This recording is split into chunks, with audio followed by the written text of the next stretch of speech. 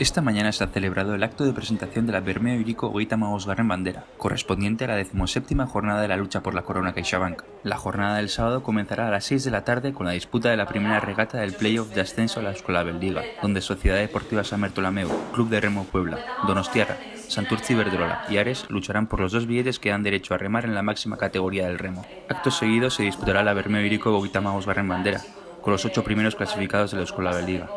El acto de presentación ha tenido lugar en el Museo del Pescador de Bermeo y ha estado presidido por Idurre Bideguren, alcaldesa de Bermeo, y Agustín Aramburu, presidente de Urdaibai Avia.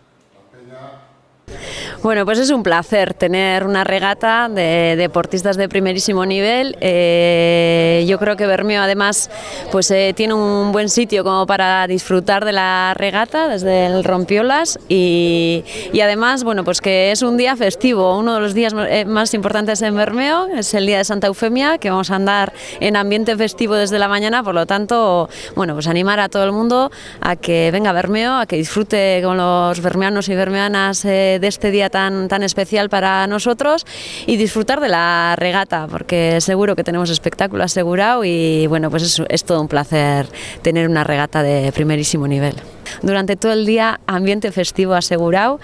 y por la tarde también ambiente asegurado, porque el día de las regatas en Bermeo siempre suele haber un ambiente muy bonito y por lo tanto pues desear a todo el mundo que lo pase bien, que venga con ilusión a disfrutar. Está la liga muy emocionante además y yo creo que el día pues no puede haber mejor día para visitar Bermeo y para disfrutar de todo lo que he contado. Bueno, la fanzone va a estar aquí debajo, justo pasar el puente. Es un sitio ideal para lo que es. Esta es una regata donde la gente, por el pasillo que hay, se junta mucha gente y entonces pues dificulta muchas cosas, pero otras cosas son interesantes, ¿no? Y luego las traineras, pues donde están siempre, en la rampa en la explanada de la fábrica de hielo, donde está el Pantalán. Yo creo que este año tenemos la suerte de que todas las planadas para nosotros, lo cual quiere decir que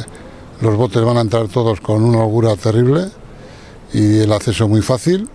y luego la gente pues en el rompeolas como es siempre, que ese es otro punto importante que el año pasado no tuvimos.